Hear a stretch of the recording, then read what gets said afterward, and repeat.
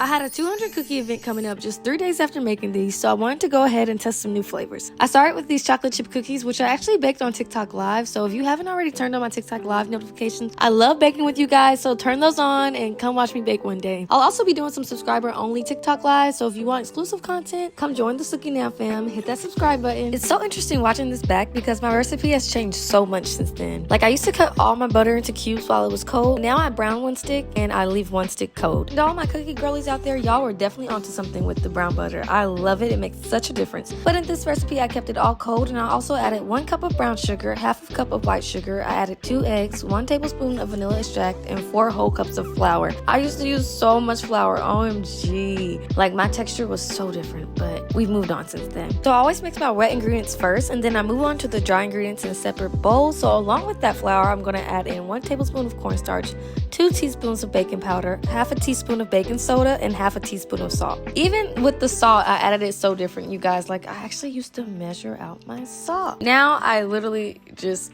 eyeball it.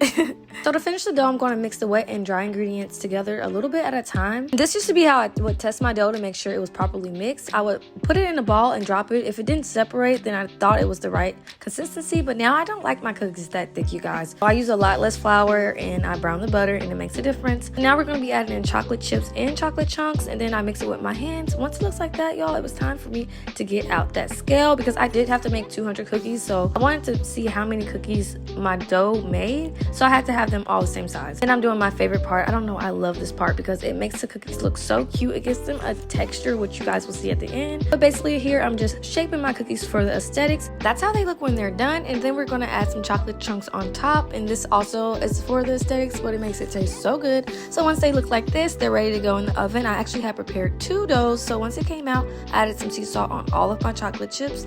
And this is how the chocolate chips came out when they were done. I also went ahead and practiced some sugar cookies. That was my first time making the confetti, and I fell in love with it instantly. So I went ahead and packed 4 orders, one of which I took to my local restaurant. I gave it to the bartenders and they loved it. So I call this cookie test a success. Bye!